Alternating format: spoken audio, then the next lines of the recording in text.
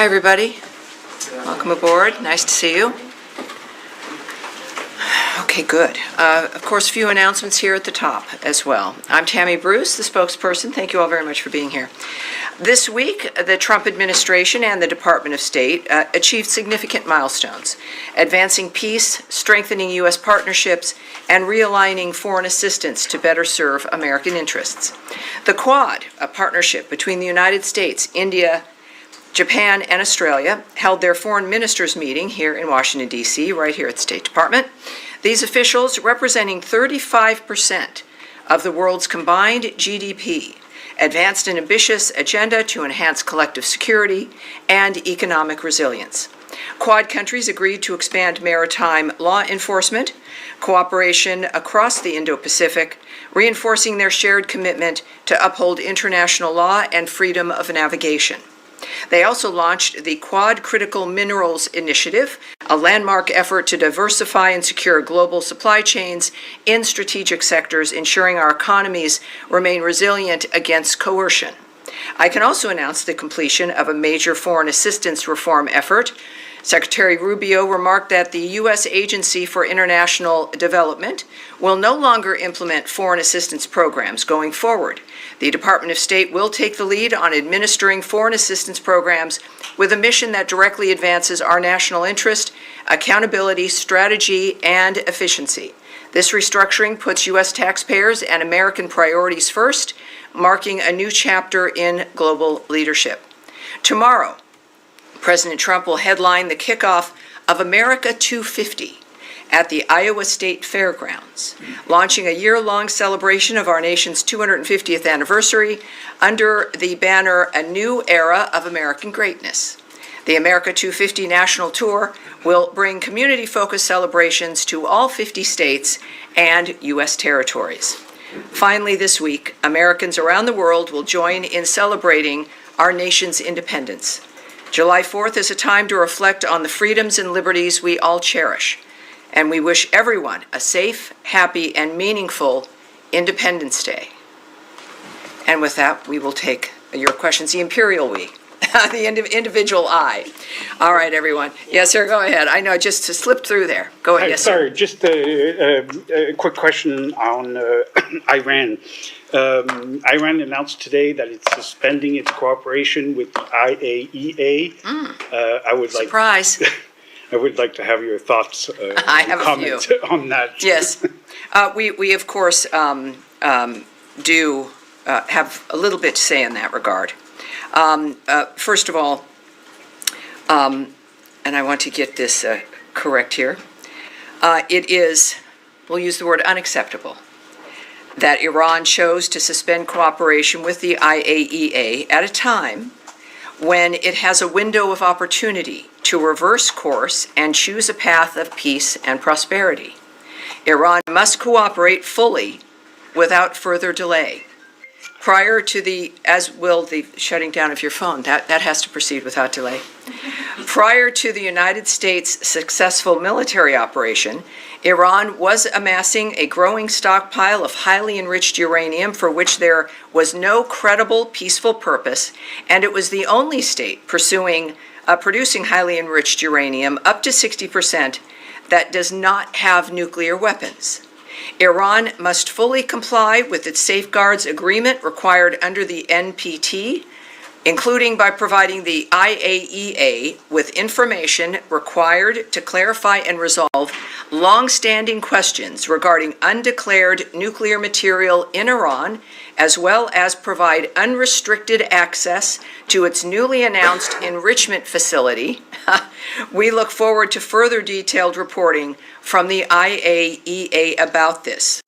It is worth repeating, as we've made tremendous strides to this through Donald Trump's leadership, Iran cannot and will not have a nuclear weapon. The President has said this repeatedly. The Secretary of State has said this repeatedly. We have repeated it from this podium. And at this juncture here, it is, of course, again, unacceptable that Iran is choosing to suspend cooperation with the IAEA. in answering your question. Daphne, yes. Thank you. On this final ceasefire proposal for Gaza that Trump has said Israel has agreed to, does it include provisions for Israel pulling out of Gaza? What I am going to, the president had a message about that from last night, and I'll read that for you, so we just get this on the record here. From the President, Donald Trump. My representatives had a long and productive meeting with the Israelis today on Gaza. Israel has agreed to the necessary conditions to finalize the 60-day ceasefire, during which time we will work with all the parties to end the war. The Qataris and the Egyptians, who have worked very hard to help bring peace, will deliver this final proposal. I hope for the good of the Middle East that Hamas takes this deal, because it will not get better. It will only get worse. Thank you for your attention to this matter. As far as your question about the details, I won't go into the details of what's in the proposal. Hamas has said that Israel must pull out of the enclave. How does the administration plan to reconcile this? Is that addressed in the proposal? I will not give you the details of the proposal, and we'll find out, but I think the president's message is clear. This is one that has to be accepted because it will only get worse if they don't. Yes, ma'am. Thanks, Tammy. A White House official told our colleagues that the Trump administration has paused certain weapons shipments to Ukraine. What was the State Department's role in making this decision to pause these weapons shipments? And are you concerned about the advantage it gives to the Russians? Well, traditionally, of course, I mean, our wheelhouse here is diplomacy. We don't make decisions about the shipping of weapons or the managing of weaponry during war. We have the Department of Defense. I would refer you to them when it comes to this kind of a decision. At the same time, we've got a few things I can say to you regarding this. It remains, as you might imagine, worth repeating, a priority of President Trump to bring the Russia-Ukraine war to an end through a durable negotiated settlement, starting with an immediate ceasefire. And, of course, just referring you to the Department of Defense for more information regarding that situation regarding weapons. Anna Kelly, a White House spokesperson, also has noted, this decision was made to put America's interests first following a DoD review of our nation's military support and assistance to other countries around the globe. The strength of the United States Armed Forces remains unquestioned. Just ask Iran. Also, from a statement by Elbridge Colby from the 2nd, which was yesterday, at the DoD, that the Department of Defense, quote, continues to provide the president with robust options to continue military aid to Ukraine. At the same time, the department is rigorously examining and adapting its approach to achieving this objective, while also preserving U.S. forces' readiness for administration's defense priorities. Can I quickly ask on GHF, the State Department announced last week that you had approved $30 million. Has any of that money been dispersed yet? And if so, how much? It has been fully approved. It has not been dispersed. There is a process, as you all might imagine, in the building regarding the dispersal of any funds. And when that happens, I will let you guys will be the first ones to know. Andrea Mitchell, yes, ma'am. I just wanted to note, before I ask my question, the passing of one of your predecessors, Richard Boucher, who served 6 secretaries of state, was an esteemed diplomat and very highly respected spokesperson for this department. Yeah. Yes. We were there. Yes. Yes. Thank you. All right. Thank you, Andrea. I wanted to ask you about the passing of USAID, the demise of USAID being absorbed into the State Department in a very different fashion. According to the Lancet, a highly respected British medical journal, USAID was responsible for saving 90 million lives over the course of 2 decades. American Aid was responsible for that, Andrea. I'll correct you right there. USAID was an element of the United States government dispersing taxpayer funds around the world for humanitarian aid for a variety of different projects. It was the United States government, and is, when it comes to the aid, not a department, but the nature of what this government, under various administrations, had approved. Let's keep that in mind. Can I continue? Yes, please do, but it's something worth correcting. And former President Bush, who was responsible for PEPFAR, with bipartisan majorities in Congress for years, suggested that the saving of 25 million lives from antiretroviral drugs on HIV/AIDS as well as tuberculosis is something that the USAID staff, because he sent this to the USAID staff in a video, and he said that you should be proud of it and God bless you all for what you did. So I just want to ask you about how it is going to be reconstituted, because the secretary's writing on Substack describes it as wasteful and not fulfilling U.S. goals in broad categories, and it's contrary to what Republicans and Democrats have said in Congress for years. Yes, it is, inevitably, it grew into something that was beyond what it was meant to do. There's clearly some very good options and aid that was delivered, and that aid was maintained, but what we found was something that was unacceptable. We've been discussing this transparently from the beginning of the Trump administration and Secretary Rubio's State Department, that this, and I guess I'll have to repeat, that there is the past, things that happened in the past, certainly aid that went out that was beneficial, that has been maintained, and other aid that was not in line with America's priorities or what certainly the Trump administration and the Rubio State Department felt was appropriate. So they've taken action in that regard. It is also what I've said repeatedly, is even though the mechanism has changed because it grew unable to function in a manner where even auditing was something that was easy to do. There was a refusal to allow an auditing at the beginning of this administration.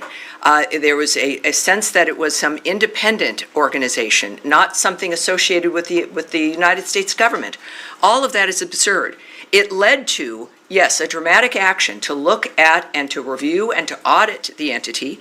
We've done that. A great deal of aid has remained. A great deal has been suspended or cut entirely.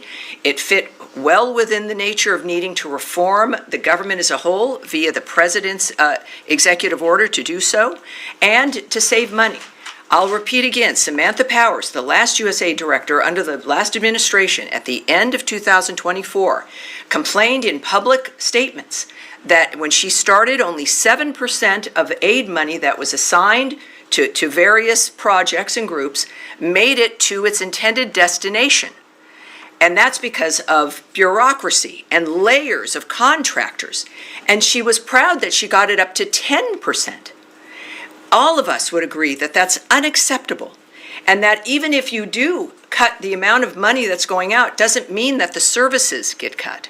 It doesn't mean that the benefits get cut. It could in fact mean more services, more benefits with less bureaucracy, with services getting directly to the people who need it. I'll finish. You stated a number of things that I think are unfortunate, and the American people deserve to hear an answer. Because we've also described, you asked, how will this look now? With this reorganization, it fits within the framework of making sure that people assigned to those regions, and we have those, that's called bureaus here, people who are assigned to look at the nature of what's happening in a certain region of the world, they're the experts in that regard, that foreign assistance for that region will now sit with the bureau assigned to that region, as opposed to some massive bureaucracy not even housed in our building, dealing with countries and regions separately without dealing with the experts here who understand what those regions might need. It will be more efficient. It will be more effective. We are not ending foreign aid. We are making it more nimble.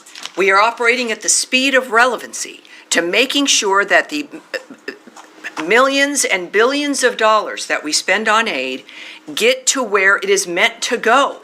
There is nothing to be proud of when 90%, according to Samantha Powers, is not even making it to the people to whom it was promised. These are promises. Donald Trump makes promises and he keeps them. Promises made, promises kept. We will be doing that also now with foreign aid, with the new structure of how this will be working. We are, of course, it is in our DNA. We exist in large part because of the nature of what America stands for, as a beacon of hope for the future for the world. We've died on that principle, we live on that principle, and we are giving foreign aid on that principle, but it will be functional, it will be auditable, we will know where it's going, and we will see results. All right, yes, sir. Thank you, Tammy. I have two questions on Ukraine. I want to press you a little bit more. I know you referred to the Defense Department. Yes. But the Ukrainians, appear to have, learned about it from the media this morning. Is there any reason behind the failure when it comes to communicating this to the Ukrainian allies? I would argue that that is not correct. Obviously, perhaps some Ukrainians heard about it in the news. Our communication lines with Ukraine have always been robust. While it was not, well, I will not discuss who delivered the news, but that is a conversation clearly that is something that occurred because of the importance of this project to the United States. We have been Ukraine's biggest supporter emotionally, militarily, financially, and there's a reason for that. At the same time, as we've also said and the President has said, and the Secretary, that we in fact have got to make sure, because we have a global front of what it matters to America, and that's why we've been asking our European partners and allies and friends to also chime in because of the nature of the fronts that we are always dealing with around the world. And that is sometimes a decision. At the same time, the DoD statement made clear that they have robust options as we continue to work to assist Ukraine when it comes to the options that they might have. That's from the DoD, and I don't doubt that. So we should, I think, be cautious about judging the nature of what has just occurred, considering our commitment that remains for the country of Ukraine. Point taken, Tammy. But the president from the get-go made it clear that his American first foreign policy objective when it comes to Russia-Ukraine war is to end the killing. And these are defensive weapons that Ukraine needs that for that very reason, to end the killing of Ukrainians by the Russians. How do you square that circle? Well, it's not, one doesn't need to complete the circle or square it. Our commitment hasn't changed. The nature of how we're able to make that commitment is going to be based on what is best for America first. It is the President's point of view, his guiding hand about the nature of what needs to occur. And it is certainly two nations at war, and America has made a huge difference in that regard, and the President still has worked to have people at the table, that this can only be solved diplomatically. That, of course, is the State Department's wheelhouse, and that's what he wants. He has made several remarks returning to this now with the Israel-Iran situation at least managed. And this is not something that the President is not addressing. It is clearly on our plate all the time. Certainly, he has specifically referred to the nature of the continued slaughter. It is unacceptable. It is a horrible dynamic, the targeting of civilian areas. The world knows this. This has been something that's been discussed. The President has expressed his fury over this issue, and that has not changed. So, again, be cautious as things move along from day to day. Yes, sir. Thank you, Tammy. Just going back to Gaza, I know you said you didn't want to go into details, but can you perhaps... You can ask. I might not answer, but Well, I'm yes. going to ask if you can perhaps speak more broadly then about what gives President Trump so much optimism that he can get a deal through within the next few days, especially given that the parties are still so far apart, with Hamas saying it wants Israeli forces out, while Israel say it wants an end to Hamas. So there's just a lot of daylight still between those two. Well, parties. is there? Well, can you Well, speak more but you see, broadly we about should that? not, you're presuming a great deal, which people do have to presume, because the details of something like this, of course, do remain with the negotiating partners, the leaders of nations. What you can tend to see in the media often is just simply not true, or wishful thinking. But whatever it is, what I think we all have noticed, and this is not giving away anything, is that the Middle East changed a couple weeks ago, very dramatically. It changed forever. And the work of the President of the United States, thank God for him, is going to make sure that this is not a lost opportunity. We can say this simply by having watched him most of his adult life in some capacity, but certainly with what he's given up and sacrificed to be the leader of this country. So, the Middle East changed dramatically. This is an opportunity in the midst of this new world to make a different kind of decision. He is optimistic. The president is very honest. Sometimes he's pessimistic, and he'll let people know. Again, he's a transparent man, which sometimes can be unusual. We're not used to always hearing it, but it's extremely helpful. So while I don't know the detail of what makes him optimistic, I know to trust him. I know to not second guess him. I know that we understand that he's in the midst of something that can change every day. That's also not lost on him. But the changes that he's been able to bring about has been brought about by the power of his personality and leadership, along with the support of an American government that is in line and embraces what he wants to accomplish. I think that is why he's optimistic. Seems to be a different tone. I hope it works. Of course, again, these are all fluid situations, but he knows things that we don't. And I look forward to finding out if it's this week, if it's next week, but I'm grateful that he's the one making the decisions. Nadia. Thank you, Tammy. Just to go back to the Middle East, is the 60-day ceasefire proposal, was it the same one that Mr. Witkoff proposed to both parties, which includes releasing 10 I can't speak to that, 15? one way or the other. I won't give you details regarding that. No details at all? No, I'm sorry, I can't. Okay. Just now, you just condemned the attacks on civilians in Ukraine. Of course. Yesterday, there was an attack on a beach cafe in Gaza where 24 civilians were killed, including our colleagues, a female journalist who was killed as well. Does the United States condemn the killing of civilians on target? Well, we have always, one of the reasons why we do what we do is because no one wants to have civilians killed, either in a terrorist act, in war. One of the things that the President has repeated, as has Secretary Rubio, is that the carnage has to stop. We have decried the killing of civilians throughout every conflict that exists. At the same time, it's why war is hell. It's why we want something more than a ceasefire is important, but it can't be back and forth. There has to be a durable end to all of these conflicts. So we mourn like everyone. Of course, the killing of civilians, with whomever it is that's engaging in these conflicts. But that is why we're so committed to Gaza, to Israel's right to defend itself. We were as horrified by October 7th and the slaughter of those civilians. This is why it has to end. There is aggressive actions where if you're in war, or if you're defending yourself, and these are civilian areas, it's horrible enough. And it's another to deliberately target civilians for the sake of it. And those are the monsters that we are trying to stop and that the world has tried to stop for generations now. So this is why our work continues in Gaza, why the ceasefire is important, and why the end of war and the status quo that so many people have grown rich from has got to end. Saeed. Thank you, Yes, Tammy. sir. WHO, the World Health Organization, said that 112 Palestinian children, many of them are newborn and so on, are sent to whatever remains of the hospital because of malnutrition. It's because the aid is just not getting through.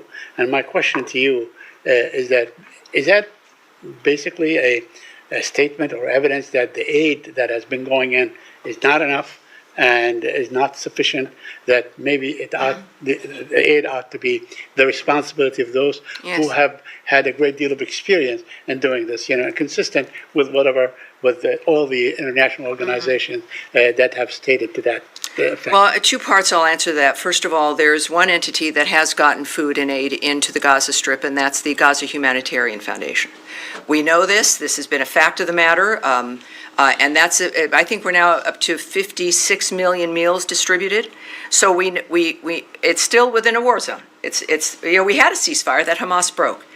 I would say on the other issue, when it comes to the horribleness of what happens in a war zone, in this case in Gaza, it is occurring because Hamas refuses. It broke a ceasefire on October 7th. It broke another ceasefire that was attained for the Gaza Strip. It is now refusing, at least up to this point, prior to the change in the Middle East, to continue to agree to another ceasefire. They maintain their firearms. They are maintaining hostages, people they've kidnapped. And so, yes, it is horrible. And it's something that we are working to stop. But I would say regarding aid, You know, we'll just make an admission here. It will never be enough. There will never be enough aid going into a war zone. There will, no matter how many depots the GHF, the Gaza Humanitarian Foundation, sets up, it will not be enough, because the only way you have a normal life with enough aid and enough food and being able to live your normal life is in an area that is not at war or being held hostage by a terrorist group. So to attempt to normalize the environment that is under this horrible cloud of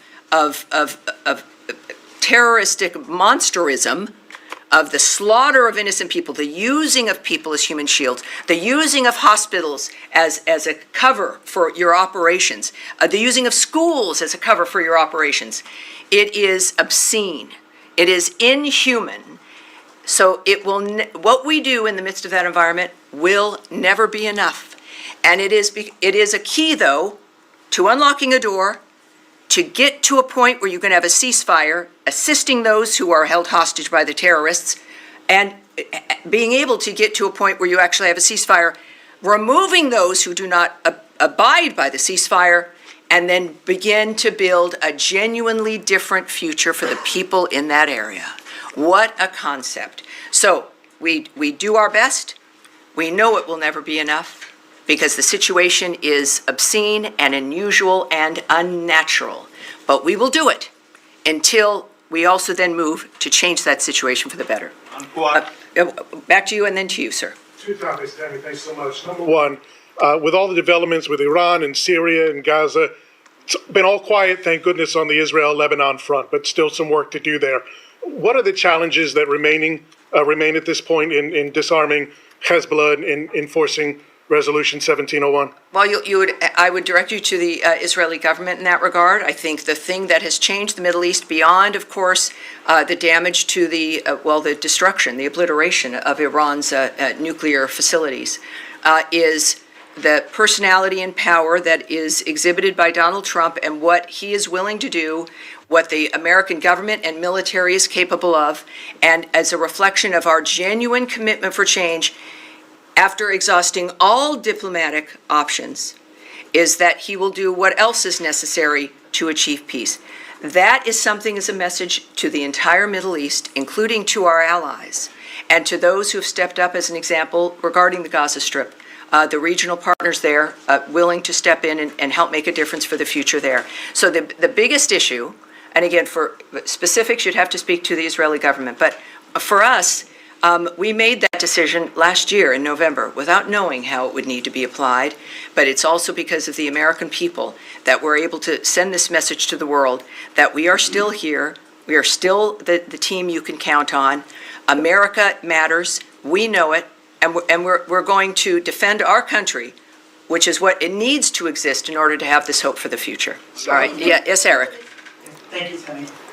Wanted to ask about, I understand the decision on which weapons to provide to Ukraine being one taken at the Pentagon, but from a diplomacy standpoint, does pausing the weapon deliveries for Ukraine make it more difficult to get Russia to come to the table in terms of a peace agreement or a ceasefire, because it somehow relieves potential pressure on them? It's a very good question, but it's good that it's not going to be a factor, because we haven't paused sending weapons to Ukraine. This is one aspect, one situation, one event that has been changed. As you heard from the DoD, there are multiple robust other options and efforts regarding the Ukrainian situation with weapons. Again, I don't speak for the DoD. I can only refer to their statement and to what they've stated very bluntly. The president has also indicated his remaining commitment regarding Patriot missiles. This is not, I will reinforce this is not a cessation of us assisting Ukraine or of providing weapons. This is one event in one situation, and we'll discuss what else comes up in the future, but be wary of painting too broad a brush there. All right. And another, sorry. One more.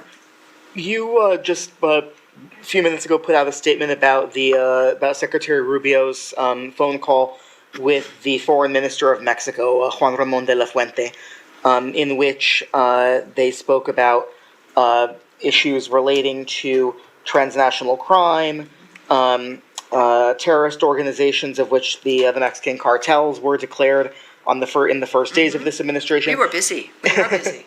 Yes. I was wondering if you could talk about the importance of the relationship with Mexico, but in particular the designation by the Treasury Department of Mexican banks that were involved in money laundering, and whether that was part of the discussion between the secretary and his counterpart. Well, other than what was on the readout, and for the Americans watching this, you too can see the reports of phone calls and meetings that we have. We put out things called readouts, which give some detail of a phone call. Not everything, it's not a transcript, but you can go to state.gov, here I go, and you can subscribe, and you have a lot of different options. You can get statements by the secretary, you can get schedules, you can get just all kinds of things, and I encourage everyone to do that. But I would say that it's clear that we have an excellent relationship with Mexico. We have, and they've been very helpful regarding the border. The conversations are good. Of course, we've made some designations which help this country, but also the world, in recognizing certain foreign terrorist organizations for being such, and certainly criminal cartels.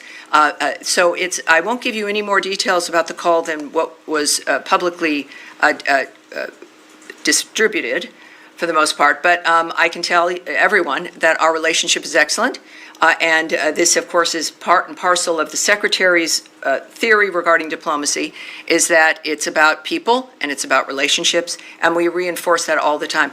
I have a feeling I will never again hear from Matt Lee if I don't call out on him because you seem to, maybe it's you have a shoulder issue, that you can't raise your hand.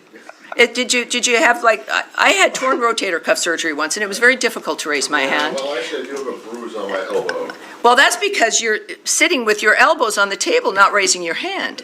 What can I do for you, sir? Well, actually, I have a very easy question. Is Secretary going to be joining the President and Prime Minister Netanyahu at the White House on Monday, or does he have other plans? The Secretary's schedule I can't discuss at this point. Sorry, it was an easy question and an easy answer. Okay. Is that the depth of it? Yeah. All right, sure. All right. Now, wait, hold on one second. You, sir, and then you'll go. Go ahead. Question on Iran. As you mentioned, Iran's nuclear program has been shattered by the U.S. and Israeli Has attacks. been past tense, but yes, but go ahead. The Iranian foreign minister has asked for assurances from the U.S. that there will be no attack on Iranian soil if the talks are going to be resumed, if there's going to be a resumption of talks between Iran and the U.S. What's the U.S. stance on this? Well, again, I'm not going to get ahead of my skis here and preview for you what the Secretary or the President might decide, because it certainly is in the President's hands. You heard my remarks regarding their rejection of the IAEA and that situation, of course, that is unfortunate. And again, it's a very bad decision. So they seem to be, not surprisingly, making bad decisions. But the President, as we've seen, is also a very generous man. He cares about all the people, and he knows Iran can be great again. And yet that's going to be up to the Iranian people. But so far, I can't discuss what they may or may not do in that regard. But well, I'm sure we'll hear from the President as well. All right, yes, ma'am, in the back. Thank you very much. I have a question on the West Bank.